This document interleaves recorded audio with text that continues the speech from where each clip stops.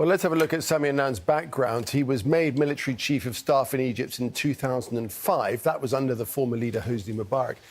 At the time of the revolution in 2011, he was closely involved in liaison with United States officials, including James Mattis, who is now Trump's defense secretary, Donald Trump's defense secretary. He was forced to resign by the former President Mohamed Morsi in 2012 and subsequently formed his own party to fight in the elections. Let's talk more about this with Egyptian analyst Amr Khalifa, who joins us now from New York. Mr. Khalifa, welcome to the programme. These declared intentions to run and then subsequent withdrawals are becoming ridiculous, aren't they? What do you make of it all?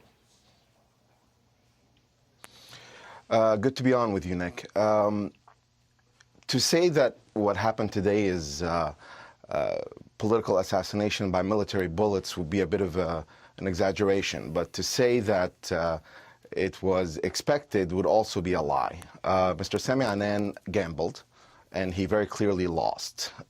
He should have taken a quick look at the short-term history with Mr. Ahmed Qunsowa, somebody also belonging to the military, finding his way to a military tribunal for which he paid with 6 years of his life, as well as Mr. Ahmed Shafiq, who was in a rather comfortable house arrest at the Marriott, but it was such a restrictive environment that Reuters journalist was impeded from merely interviewing him.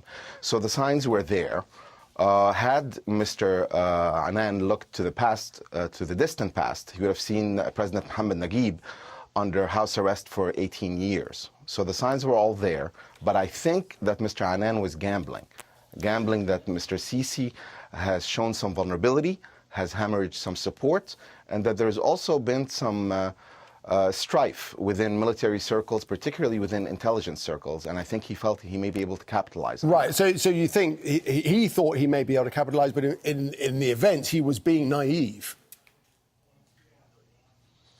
No question.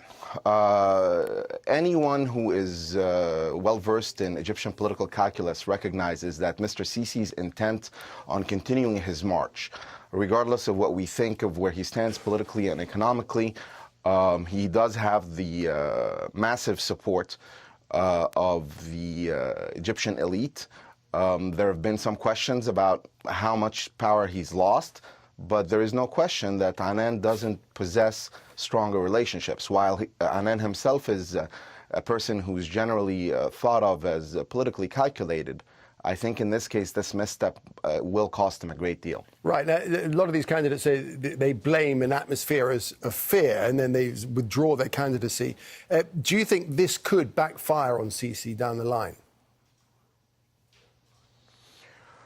Down the line, in the theoretical sense, perhaps. But in the short term, the European Union, the US, are certainly not going to make him pay a price on the foreign platform.